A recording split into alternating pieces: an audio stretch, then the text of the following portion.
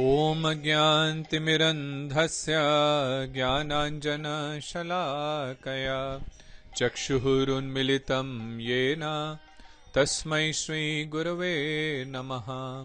Jai Shrikrishna Chaitanya Prabhu Nityanand Shri Advaita Gadadhar श्रीवासादि Gaur भक्तवृन्द।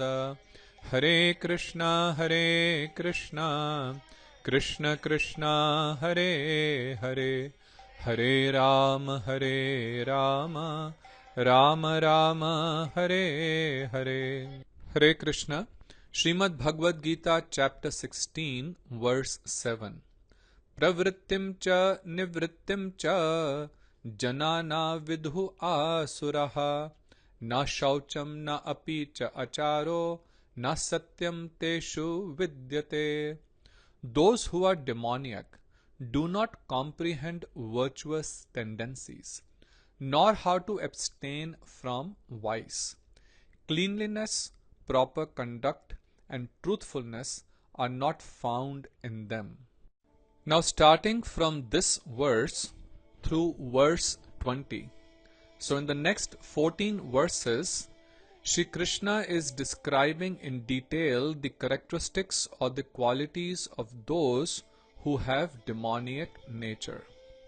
As we discussed before, a demon is not someone who has big horns, sharp teeth, or sharp nails. That's how it's picturized in the movies or comic books, right? But that's not what necessarily a demon is. A demon is someone who has a demoniac nature. And what is demoniac nature? As we discussed last time, the basic difference between someone with a godly nature and a demoniac nature is that those who have godly nature follow the Vedic injunctions. They follow the rules and regulations prescribed in the scriptures. They don't act whimsically or simply to enjoy their senses.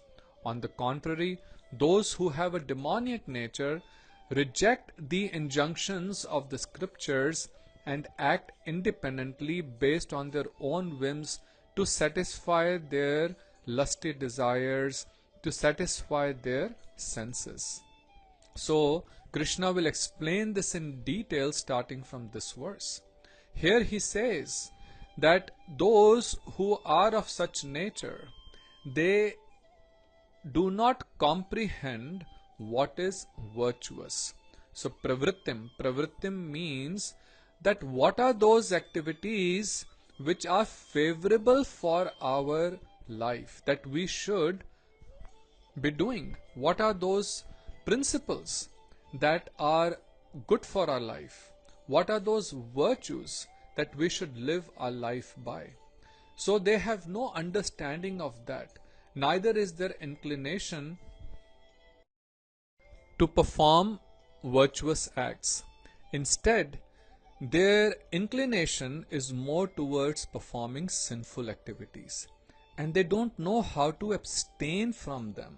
Why? Because the desire to enjoy senses is so intense that they're not able to overcome the tendency to perform such sinful acts. Now, what are virtuous tendencies? These are the basic principles of a moral life described in the scriptures. And there are four main such things that a human is expected to follow. These are the four regulative principles. The first one is no meat eating. This is one of the foundational principles of Sanatan Dharma, that every living entity has a soul. It may be an animal, an insect. They have life, and we should not kill someone simply to satisfy our taste buds. Such acts of violence to enjoy the flesh of an animal is extremely sinful. You know, even according to the medical science, our body is not constructed to consume meat. There are all scientific facts that consuming meat leads to all kind of diseases. Once I had a discussion with a friend here in the US and gave him all kind of reasons, both from the perspective of human anatomy, from the perspective of health, from the perspective of morality, without touching anything religious. So on all these bases, gave him reasons that why we should not eat meat. And he said, well, I agree with all of these. I have nothing to counter your arguments, but I cannot still give up the taste of the meat. See, this is the problem. We are so much enslaved by our senses that even though we know that these activities lead to problems from health perspective, from environment perspective, right? Nowadays there's so much proof that meat consumption is destroying our environment. It is one of the biggest contributions to the global warming. So all of these facts are known, but still not able to give up these sinful acts. The next one is no intoxication. And again, my dear friends, there is all type of medical research that shows that any amount of alcohol consumption is injurious to health. Recently, there was very detailed analysis done. Scientific research of many years showed that even consumption of wine, which many people have been touting as good for health, it said that any amount of alcohol consumption is not good for health. It is a known fact. It is a known fact that drugs are harmful. On every packet of cigarette, it says that cigarette smoking is injurious to health. But still, we smoke, right? People still consume alcohol. In fact, it is considered very fashionable. And those who don't consume alcohol, they are at times considered outcasts. This is the sorry state of our society today. So according to the scriptures, there should not be any kind of alcohol, any kind of intoxication. The third is no gambling. Gambling destroys families. What benefit does one derive from gambling? You may lose money, you may win some, but generally people lose. And that is the reason all these gambling venues like the casino survive.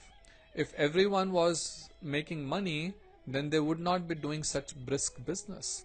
So it is only because most people lose money, they are minting money.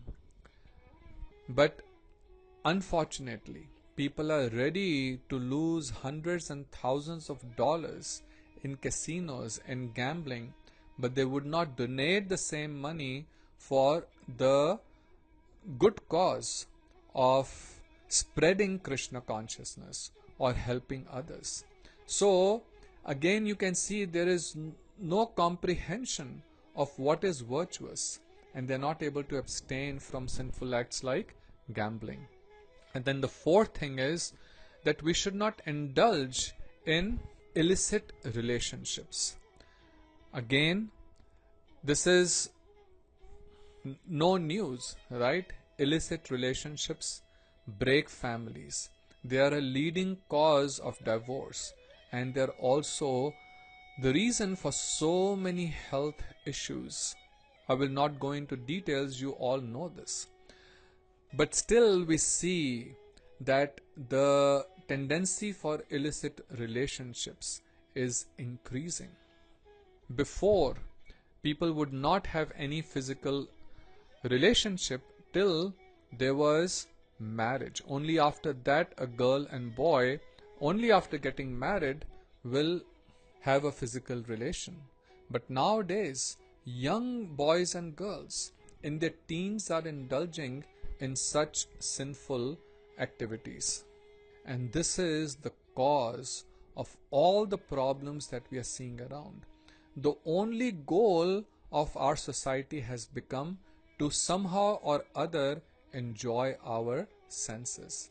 And such a society which only focuses on sense enjoyment becomes more and more animalistic. In fact, it cannot be even called a civilized society.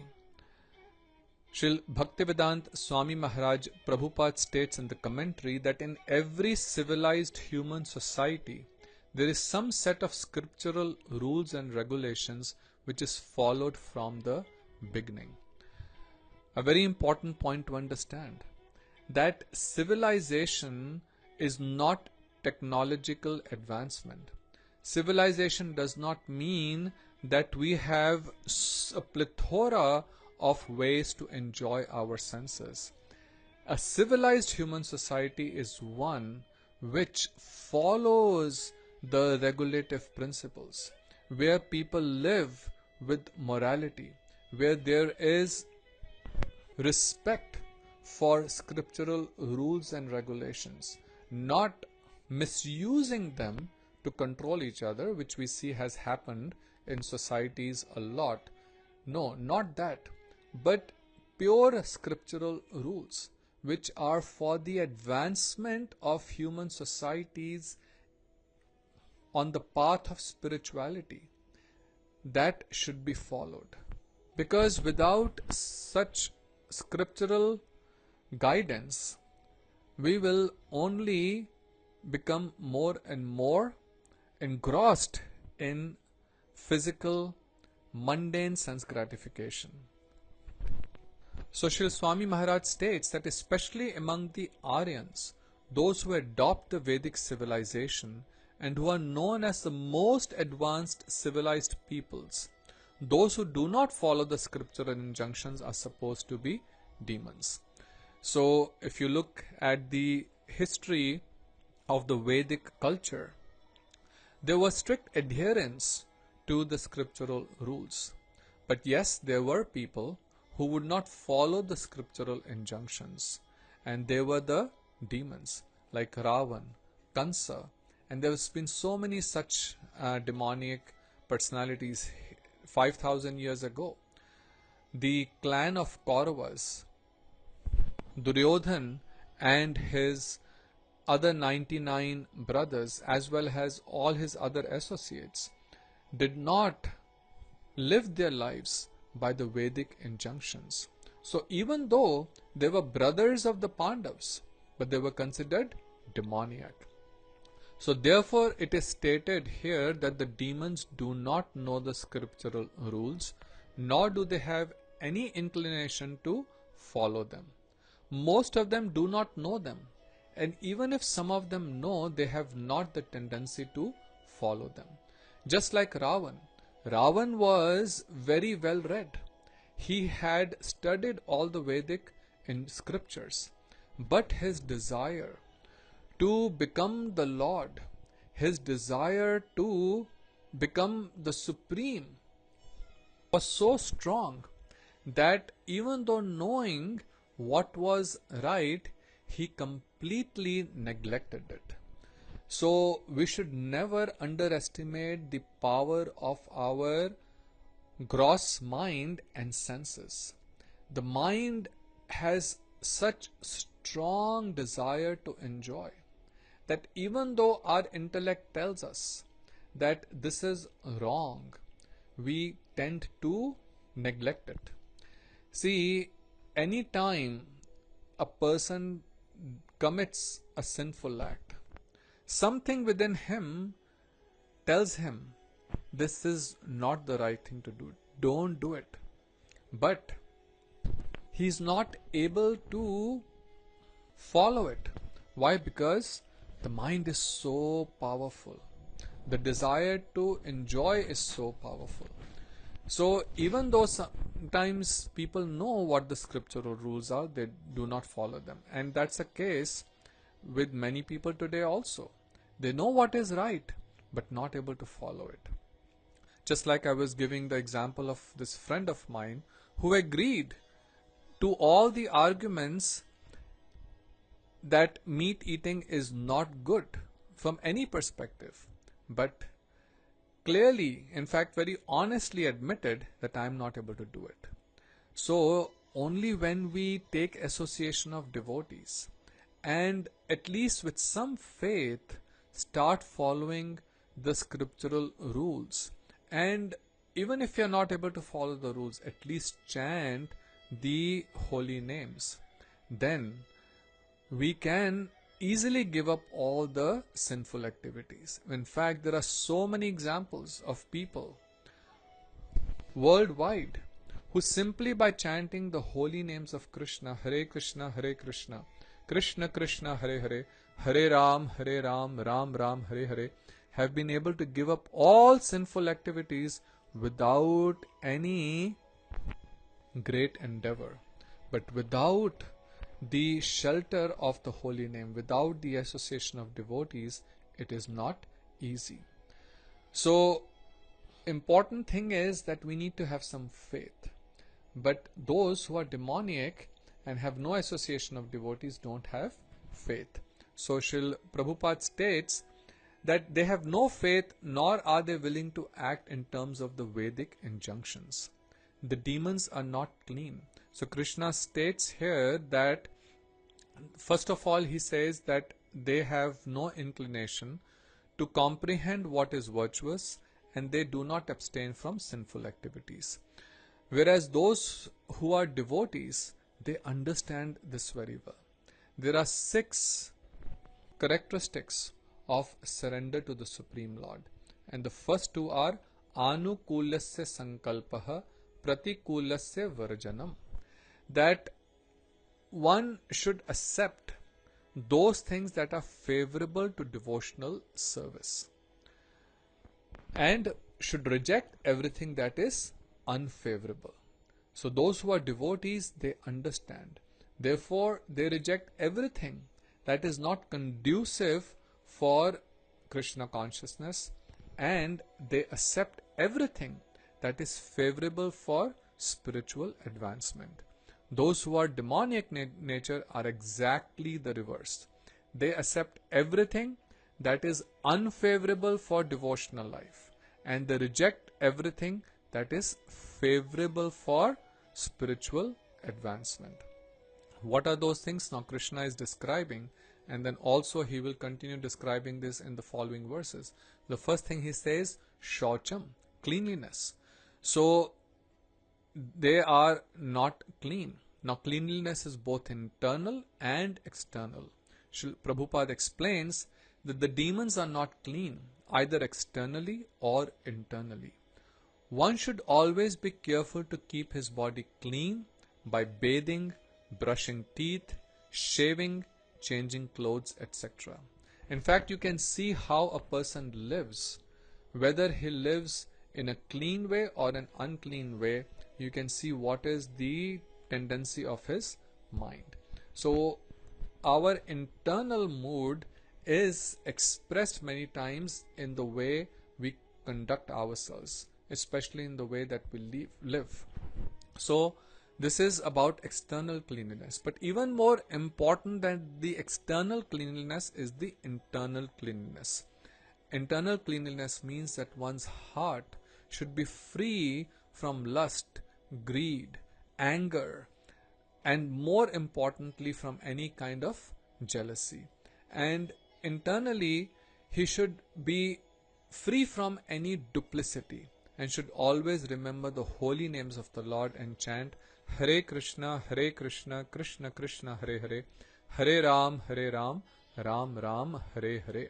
So, by chanting these holy names, one can become completely clean internally. And in fact, if one is clean internally, he will certainly be clean externally also. Then Krishna says, Na apicha acharaha. So acharaha means proper conduct. So he says those who are demoniac in nature do not know what is proper conduct. So Srila Prabhupada explains that there are many rules and regulations guiding human behavior, and these are described in a scripture called Manu Sanghita.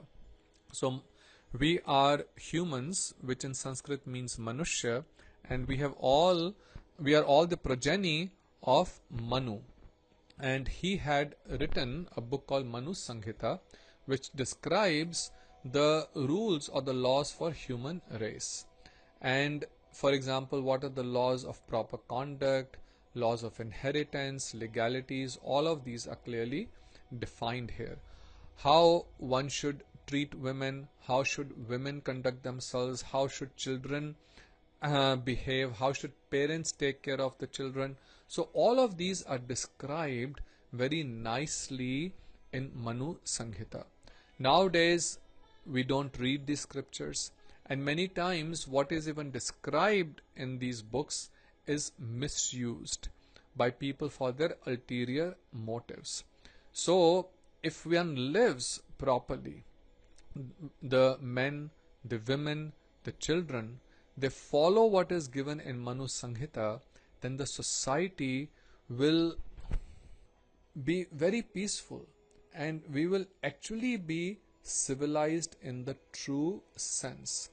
Our modern education system, unfortunately, does not focus on all of these things, and therefore we are seeing more and more problems with our youth.